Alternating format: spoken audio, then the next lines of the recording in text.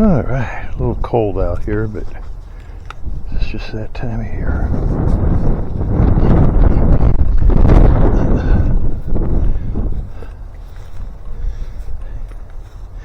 Yeah.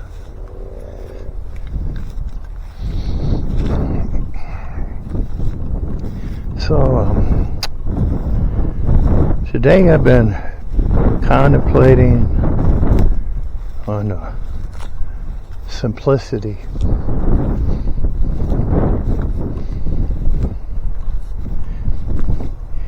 And simple things are deep. There's a depth to simplicity.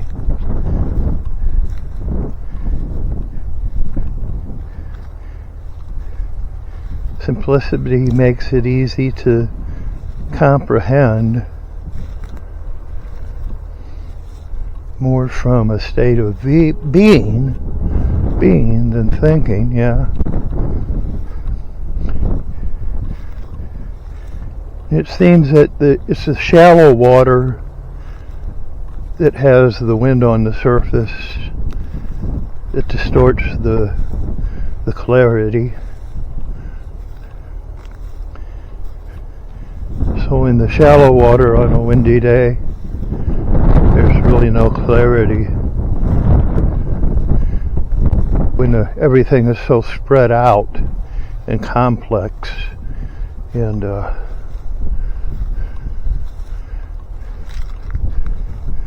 more you try to understand some things, the more they become hidden from you.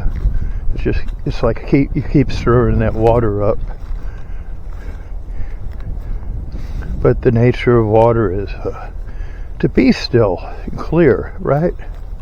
And if we go to the depths, get away from the surface, things become pretty clear. And so it is that the simplicity in its depth, in the depth of being, not the shallowness, but the depth of being, the simpleness of being.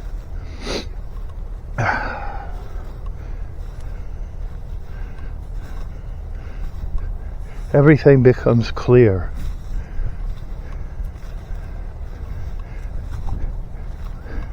There's no answer to be found,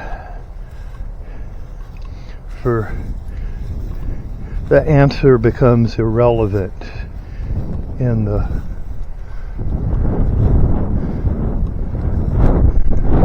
coming to the awareness of being that which is everything that's being right now, right here. It's one body of being. My mind wants to separate it, pick it all apart, but it's very, very simple if I don't try to define it all, if I don't try to figure it all out, if I don't try to control it all. Life isn't so difficult. It isn't so difficult to just simply be. And we take off and take away all the rules, laws, and regulations that we put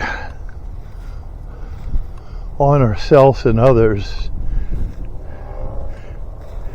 to be worthy of belonging, to be worthy of being. But we are simply worthy of being just because we simply are being. Think about that.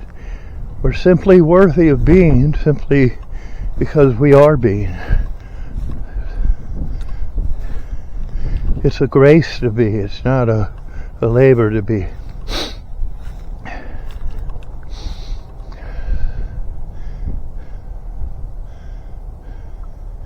It's not hard to live a life of simplicity. It's not difficult.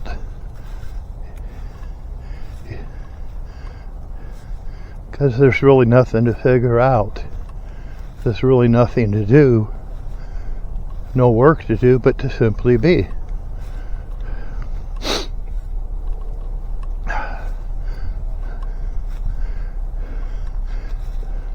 And so, like, the hardest problem to solve is the one that isn't there.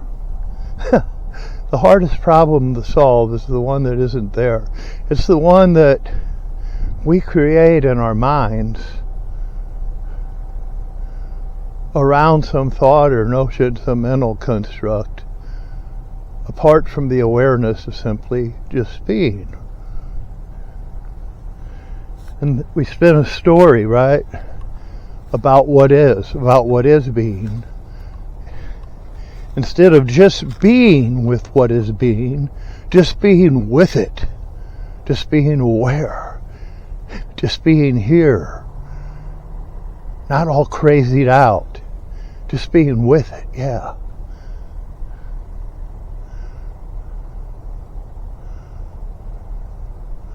Rather than trying to figure it all out and control it all. Yeah. The hardest problem to figure out is the one that isn't there. The hardest answer to come to is the one for which there is none. So many times the answer is the question itself. It's not the accumulation of external knowledge and perceptions, and it's just the awareness of the inner being that's with everything.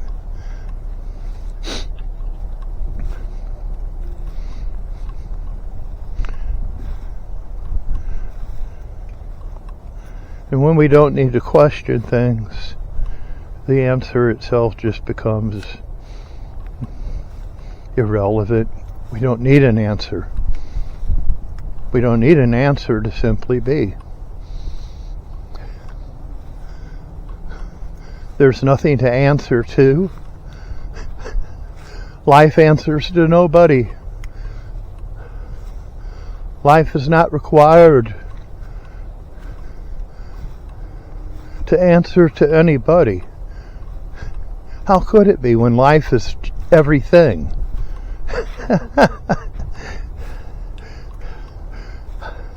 How could it even question itself? Yeah.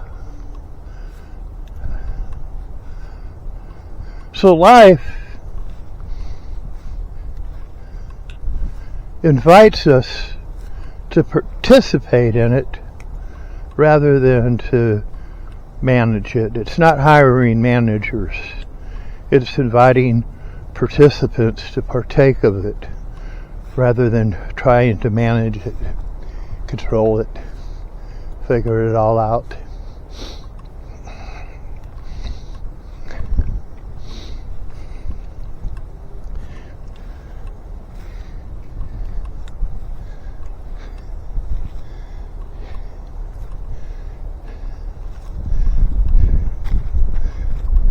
There's a lot to be said for little.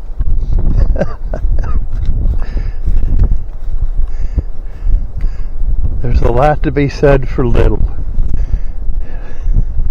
A little to be said for much.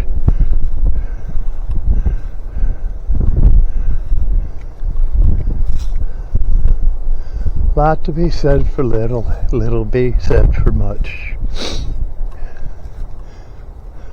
I look here and I see the trees and the grass, and I don't know if you can see it up there, but there's a moon up there in the sky. Kind of hard to see, but it's full moon too. It's a very bright and pretty moon. And all these things are just simply being. They're simply living without effort or knowledge or rationale. This tree over here doesn't have to figure out how to grow. It doesn't have to control its growth. Its life is just given to it. Its life is just given to it.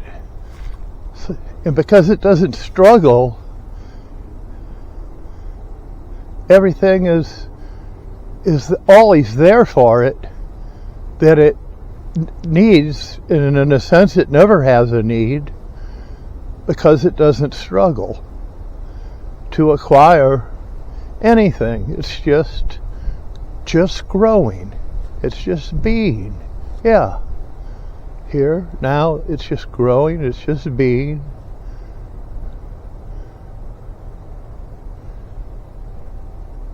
And life is supplying it with everything it needs to grow and be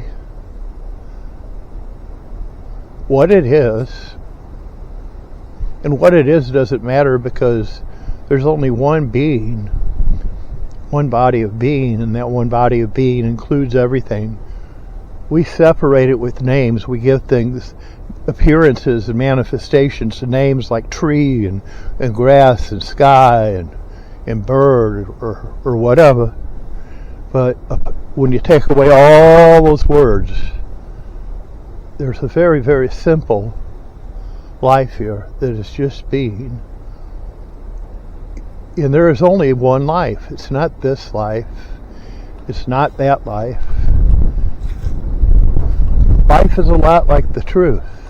It's whole. Add or take from it and it's not true. Life is the same way. It's whole. You're either dead or you're alive, right? Huh?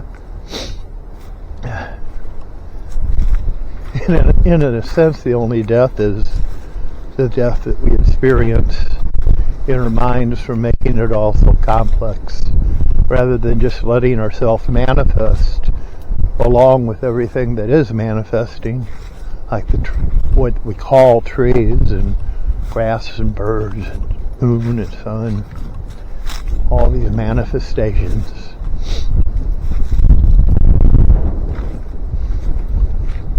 Just think what it would be like if we just let ourselves manifest along with everything that is without giving it a name or a definition or trying to control it or trying to put rules upon it in order to make it worthy to belong. These trees here are growing, and they don't give a flying F about what I think they should do and shouldn't do. They're not required to answer to this thing that I call me, right? That only exists in my mind anyway.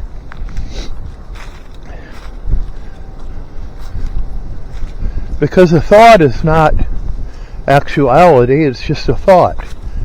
It comes and goes, it changes. It's not always present in that sense.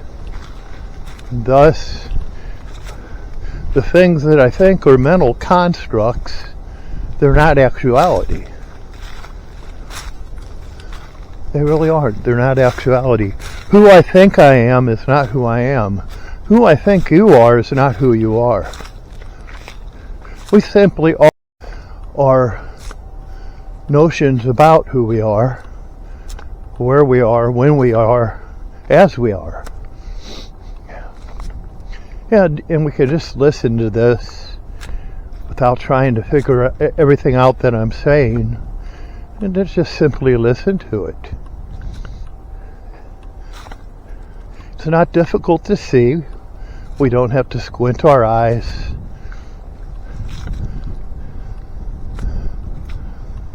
We just must let them gently open to see. There's nothing hard about seeing. But as soon as we see, we cannot unsee, for we have seen. Right? So, to see things as they are, rather than as we are in our heads. To see things as they are in their simplicity, to see things as they are rather than as we think that they are. And how many times have we thought that things are so and so, such and such, and all these were just the way that we were seeing things. A way of seeing things rather than seeing the way. A way of seeing things rather than seeing the way. And that way is a way of not seeing anything in any certain way in particular, right? It's a way of just seeing. Just seeing. Just seeing. And when we can do that, it doesn't take long. In the twinkling of an eye, in a flash, like a flash of lightning comes from the sky. Boom, boom. All of a sudden, everything's all lit up, and we come back to our senses of belonging here and now. Our senses of being and belonging here and now. In what some might call a Kairos moment, a moment of opportunity, so to speak, to belong, to be. And that's all he's here. That timeless way of seeing things without seeing them in any particular way. Yeah. A timeless way of seeing things without seeing them in any particular way.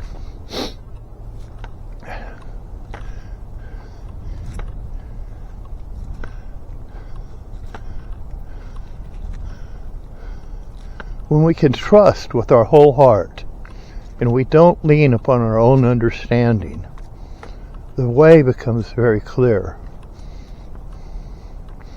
Or as someone in the Bible might have said, trust in the Lord with all your heart, lean not unto your own understanding, and he shall direct your paths. So this way, the way of simply trusting,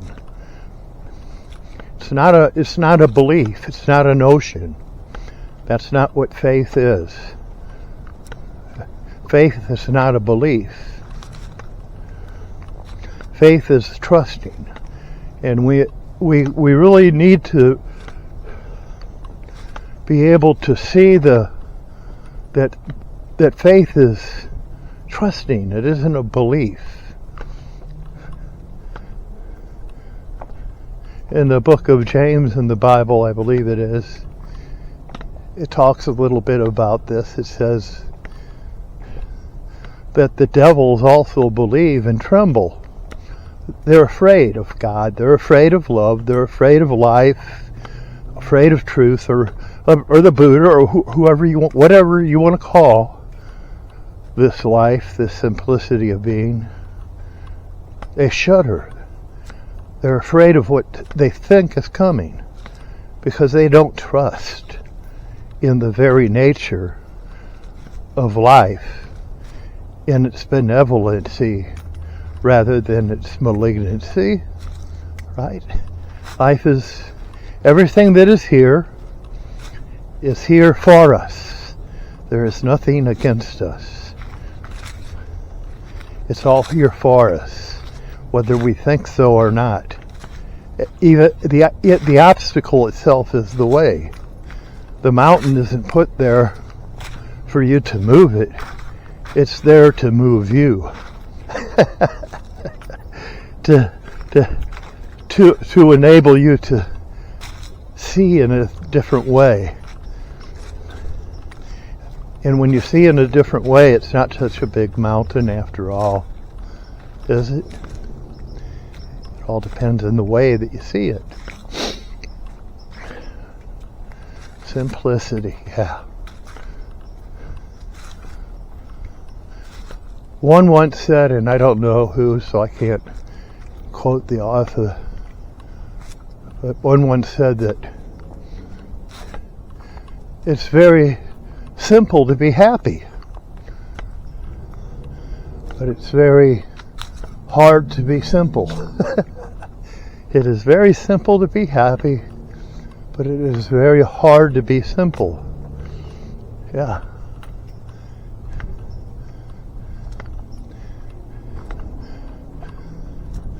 And why is it so hard to be simple?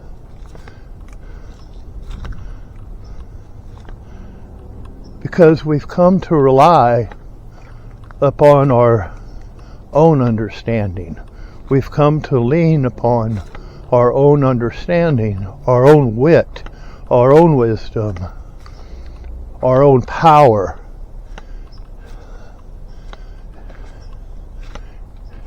And thus we've made it a hard yoke rather than an easy one, because we're pulling against life rather than with it. We're plowing against life rather than plowing it through it, equally yoked with the same simplicity of being, It's a heavy burden. It's a hard yoke to bear. It's a heavy burden. Hard and heavy is the heart that tries and relies upon the mind. The heart that relies upon the mind. It's the heart that relies upon the mind that makes life to be hard and heavy and complex, and all of a sudden there's all these complexities, these inferiority complexes, these inferiority complexes. There's equality complex, this complex, that complex, this superiority complex. It all gets real complex.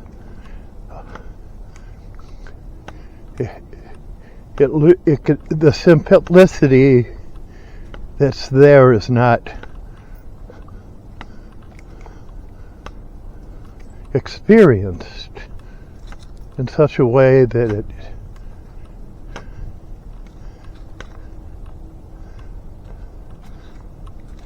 feeds us and nourishes our heart. It's not a heart that relies on the mind.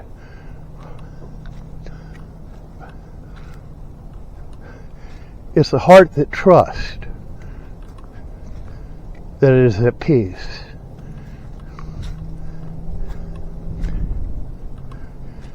So we can have faith in our faith if we see our faith as just being trust. We can trust that our trust is sufficient. And the sun is going down. There's a bridge before me right there. And I can close my eyes as the sun goes down, and just trust that the same sun that's going down will come back around and rise again. Everything comes to and returns to its source. So I could go to sleep, I can rest, and yet be awake by trusting the source of being that I am actually coming out of, flowing out of.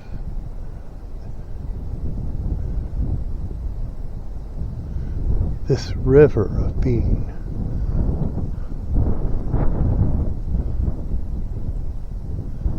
Coming from the center.